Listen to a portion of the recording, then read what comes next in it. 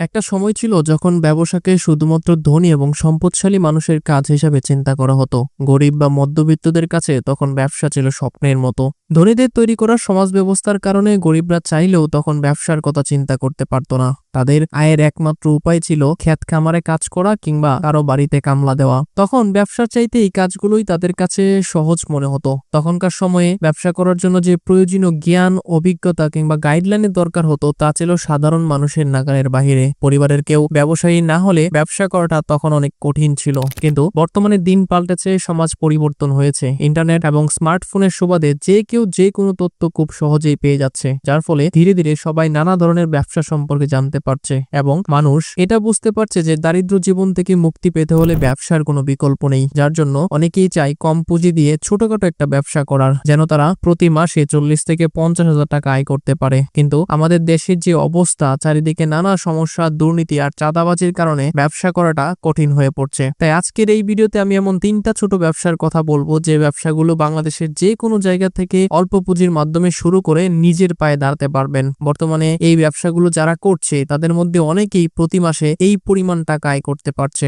এবং এই 3টি ব্যবসার মধ্যে এমন একটি ব্যবসা রয়েছে যা মাত্র 10,000 টাকা দিয়ে শুরু করতে পারবেন। তো প্রথম ব্যবসাটি সম্পর্কে বলার আগে আপনারা কেউ বলতে পারবেন বিশ্বের যত বড় বড় ব্যবসায়ী রয়েছে তারা কোথা থেকে এত ভালো ভালো ব্যবসার আইডিয়া পায়? তারা যে কোনো ব্যবসা শুরু করলেই কিভাবে সেই ব্যবসায় সফল হয়ে যায়? এর পিছনে একটা রহস্য রয়েছে। কয়েকদিন আগে একটা গ্লোবাল বিজনেস রিপোর্টে বলা হয় সারা বিশ্বে যত ব্যবসায়ী রয়েছে তারা সবাই ব্যবসার উন্নতি এবং নতুন ব্যবসা শুরু করার আগে 2টা বিষয় সবচেয়ে বেশি গুরুত্ব দেয়। প্রথমটা হচ্ছে ক্রস মার্কেট বিজনেস অ্যাডপ্টেশন আর দ্বিতীয়টা হচ্ছে ইনল্যান্ড বিজনেস অ্যাডপ্টেশন। সহজ ভাষায় যদি বলি, ক্রস মার্কেট বিজনেস অ্যাডপ্টেশনের মানে হচ্ছে বিশ্বের কোনো একটা দেশে চলমান কোনো বিখ্যাত ব্যবসাকে নিজের দেশে এনে প্রচলন বা শুরু করা। যেমন বিশ্ববাজারে সর্বপ্রথম 1960 সালের দিকে যুক্তরাষ্ট্র বাণিজ্যিকভাবে পটেটো চিপস বানানো শুরু করে। তারপর তাদের দেখা দেখে বিশ্বের অন্যান্য দেশগুলো চিপস উৎপাদন করতে থাকে। শুরুর দিকে বাংলাদেশ অন্য দেশ থেকে পটেটো চিপস আমদানি করলেও 1985 সালে বম্বে সুইটস কোম্পানি সর্বপ্রথম বাংলাদেশের রিং চিপস নামে একটি চিপস বানিয়ে বাজারে বিক্রি করা শুরু করে। তেমনিভাবে বাংলাদেশের যত প্রোডাক্ট রয়েছে যেমন জুস,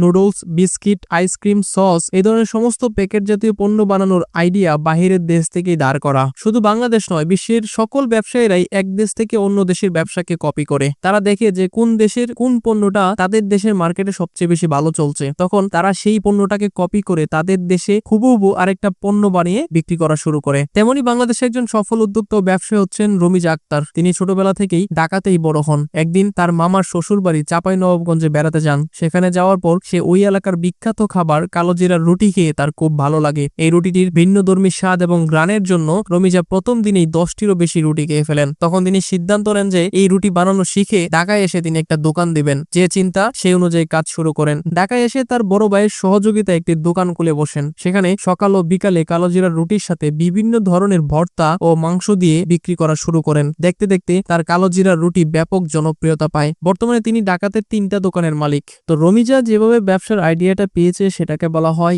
ইনল্যান্ড বিজনেস অ্যাডপ্টেশন, মানে নিজের দেশের ভিতরে কোনো এলাকা বা জেলার বিখ্যাত কিছু নিয়ে নিজের এলাকায় ব্যবসা করা। এখন আমি যেটা বলতে চাচ্ছি, বাংলাদেশের এমন অনেক কিছু রয়েছে যেগুলো বাংলাদেশের বিভিন্ন জায়গায় খুবই বিখ্যাত। কিছু কিছু এলাকার মানুষ সেই বিখ্যাত জিনিসগুলো নিয়ে ব্যবসা করে ভালো পরিমাণ টাকা আয় করছে। যেমন নাটোরের কাঁচাগোল্লা, বগুড়ার দই, টাঙ্গাইলের চমচম, পদ্মার ইলিশ, কক্সবাজারের শুটকি, সুন্দরবনের মধু সহ কিশোরগঞ্জের নানা ধরনের নকশি পিঠা নিয়ে অনেকেই ব্যবসা করছে। এসব বিখ্যাত খাবারগুলো খাওয়ার জন্য এক এলাকার মানুষ অন্য এলাকায় ছুটে যায়। বাংলাদেশে এরকম আরো অনেক বিখ্যাত খাবার বা জিনিস রয়েছে যেগুলো নিয়ে আপনি আপনার নিজ এলাকায় ব্যবসা শুরু করতে পারেন। কিন্তু কথা হচ্ছে এত কিছুর মধ্যে আপনি কি নিয়ে ব্যবসা শুরু করবেন? তো সহজ এবং ছোট একটা ব্যবসার আইডিয়া দিচ্ছি।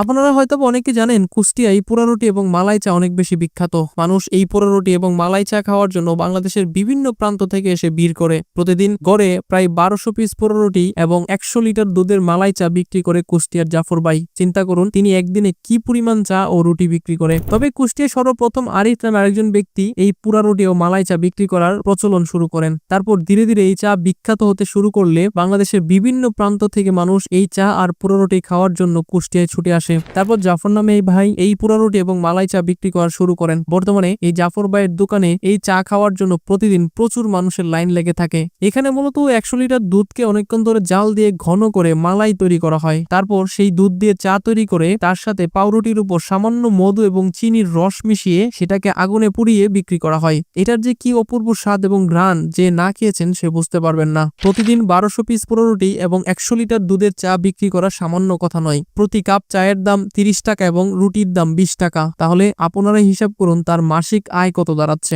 জাফর মামার দোকানে প্রতিদিন 100 থেকে 150 কেজি দুধের মালাই চা বিক্রি হয়। সরে ভাসা দুধ, চা আর চিনি মাখা পোড়া পাউরুটি বিক্রি করে সারা ফেলেছেন কুষ্টিয়ার মোহাম্মদ জাফর। এমন চা আর রুটি খেতে রীতিমতো ভিড় লেগে থাকে তার দোকানে। এটা অন্যরকম একটা ব্যাপার ভাই, অনুভূতিটা অন্যরকম, স্বাদটা ভিন্ন ধর্মী একটা স্বাদ। বর্তমান সময়ে ঢাকাতেও এটার প্রচলন শুরু হয়েছে। মিরপুরে পুরোপুরি কুষ্টিয়ার আদলে এই পুরা রুটি এবং মালাই চা বিক্রি করা হচ্ছে। মাত্র 1 মাস সময়ের মধ্যে মিরপুরে তা এতটাই জনপ্রিয় হয় যে তারা দিনে 90 লিটার দুধ এবং 1000 পিস পুরো রুটি বিক্রি করতে পারছে। আপনি যদি এই দোকানের সামনে দিয়ে হেঁটে যান তাহলে এটার ঘ্রাণ আপনাকে আকৃষ্ট করবে খাওয়ার জন্য।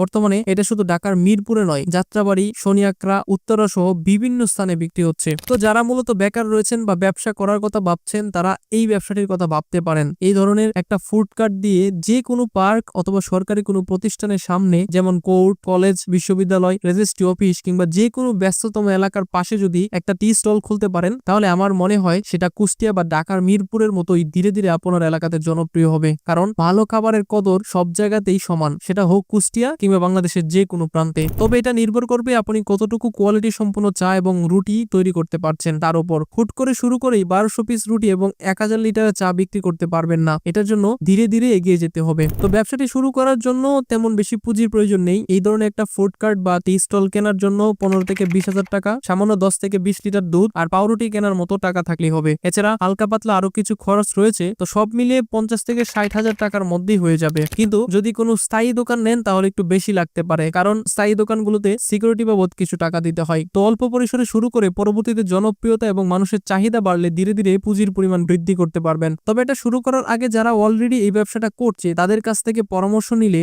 বেশি ভালো হয়। কারণ আমি মনে করি কোনো একটা ব্যবসা শুরু করার আগে সেই ব্যবসার আদ্যপান্ত সমস্ত কিছু জেনে নেওয়া উচিত। পৃথিবীর প্রত্যেকটা ব্যবসায় লাভ এবং লস দুইটাই আছে। তো যদি আপনি তাদের সাথে কথা বলেন তাহলে তাদের 2-3 বছরের অভিজ্ঞতার জ্ঞান আপনি একদিনে জানতে পারবেন। তখন সেই অনুযায়ী পরিকল্পনা গ্রহণ করে ব্যবসাটা শুরু করলে আমার মনে হয় ভালো হবে। তো তাদের সাথে যোগাযোগ করার ঠিকানা আমি ডেসক্রিপশন বক্সে দিয়ে দিব, সেখান থেকে আপনারা দেখে নেবেন। এছাড়াও আপনার যদি এই ব্যবসাটি ভালো না লাগে তাহলে বাংলাদেশের যে কোনো বিখ্যাত কিছু নিয়ে কাজ করতে পারেন। গুগলে যদি সার্চ করেন বাংলাদেশের বিখ্যাত খাবারগুলো কি কি, তাহলে জেলার নাম সহ কি কি খাবার রয়েছে সেগুলো চলে আসবে। তখন তা দেখে একটা সিদ্ধান্তে আসতে পারবেন যে আপনার কোন বিষয় নিয়ে ব্যবসা করা উচিত।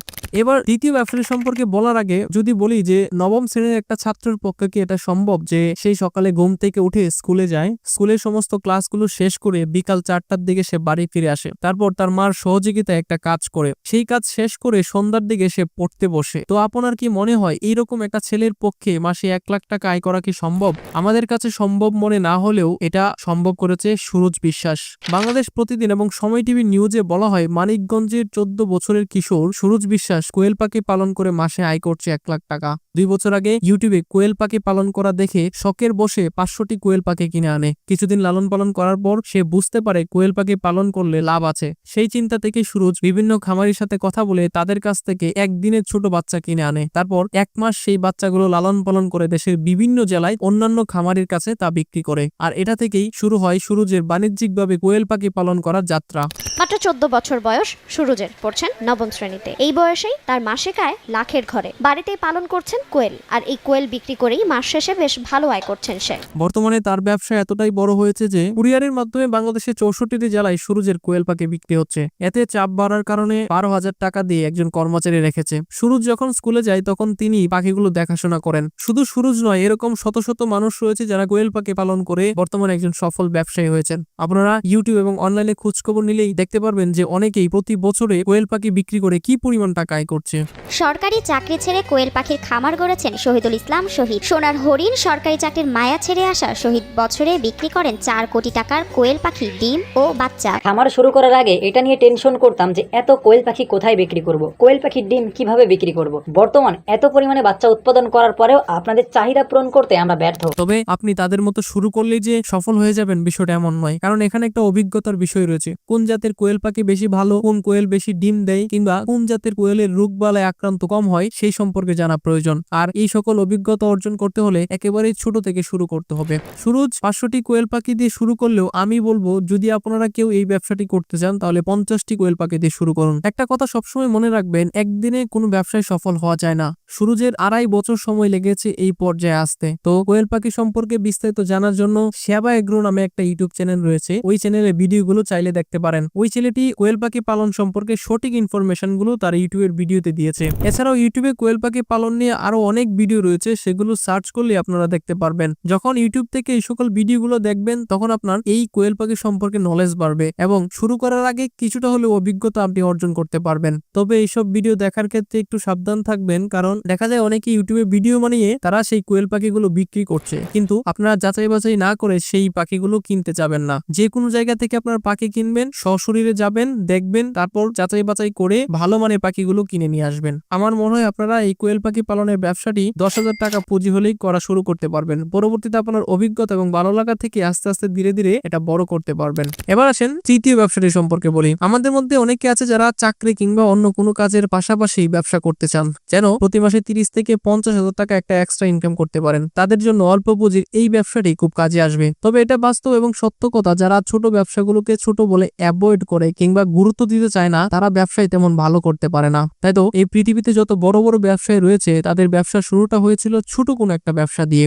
আর আমাদের মধ্যে যারা ছোট ব্যবসাগুলোর গুরুত্ব বুঝে তারা ঠিকই ভালো পরিমাণ টাকা আয় করে নিচ্ছে। যেমন এই আব্দুল হাকিম চাচা, তিনি প্রতিদিন বিকাল 4টা থেকে রাত 11টা পর্যন্ত এক জায়গায় বসে এই ধরনের চিংড়ি মাছের বড়া বিক্রি করেন। তিনি প্রতিদিন প্রায় 300 থেকে 400 পিস 5 টাকা দামের চিংড়ি মাছের বড়া বিক্রি করতে পারেন। এছাড়াও 150 থেকে 200 পিস ডিমের বড়া, যার দাম 10 টাকা, এবং 20 টাকা দামের এই ধরনের 30 থেকে 40টা স্যান্ডউইচ বিক্রি করতে পারেন। তো সব মিলিয়ে তার প্রতিদিন 4 থেকে 5,000 টাকার কেনা বেচা হয়। চাচার মতে এখানে তার 2.5 থেকে 3,000 টাকা খরচ হয় আর বাকিটা তার প্রফিট। এছাড়াও আরো অনেকেই এই ধরনের চিংড়ি মাছের বড়ার সাথে আরো অনেক কিছু বিক্রি করে। তারা বলছে প্রতিদিন তারা 4 থেকে 5,000 টাকা সেল করতে পারে। ডিমের চপ, রসুনের চপ, পার ডে সেল 3,000, 3200, 4,000। এই খাবারগুলোর বর্তমানে জনপ্রিয়তা কেমন তা আপনারা সবাই জানেন। ঢাকা সহ বিভিন্ন ব্যস্ততম এলাকায় এই ধরনের খাবারগুলো বর্তমানে বিক্রি হচ্ছে এবং আপনারা যারা দেখছেন তারা অনেকেই হয়তো এই চিংড়ি মাছের বড়া খেয়েও থাকবেন। এই ব্যবসায় সারা বছর কম বেশি আয় হলেও শীতের সময় ওয়াজ মাহফিলগুলো যখন চলে তখন কেনা বেচাটা তুলনামূলক বেশি হয়। আব্দুল চাচা তার অভিজ্ঞতা অনুযায়ী বলেছেন, শীতের সময় যদি কোনো বড় মাহফিল হয় তাহলে 8 থেকে 10,000 টাকা পর্যন্ত সেল করতে পারেন। তবে সবাই যে করতে পারবে বিষয়টা এমন নয়। এখানে গুরুত্বপূর্ণ হচ্ছে খাবারের কোয়ালিটি এবং পরিষ্কার পরিচ্ছন্নতা। আপনি এই ধরনের খাবার যখন বিক্রি করবেন তখন সেগুলো অবশ্যই মজাদার, মুখরোচক এবং পরিষ্কার পরিচ্ছন্ন থাকতে হবে, না হলে বানাবেন ঠিকই কিন্তু বিক্রি করতে পারবেন না। শীতে 3 থেকে 4 মাস সময়টা তাদের খুব ভালো যায়। বছরে অন্যান্য সময় বিক্রি হলেও শীতের সময় তাদের বেচা কেনাটা একটু বেশি হয়। তো এই ধরনের একটা ব্যবসা করার জন্য ছোটখাটো একটা ভ্যান, রান্না করার জন্য একটা স্টোভ, তেল এবং এইগুলো বানানোর জন্য যা যা লাগে সেগুলো মিলিয়ে আমার মনে হয় এখানে 10 থেকে 20,000 টাকা পুঁজি হলেই সবকিছু কমপ্লিট হয়ে যাবে। এই চাচার মতো যদি প্রতিদিন 3,000 টাকাও বিক্রি করা যায় তাহলে সবকিছু বাদে 1,000 টাকা হাতে থাকবে।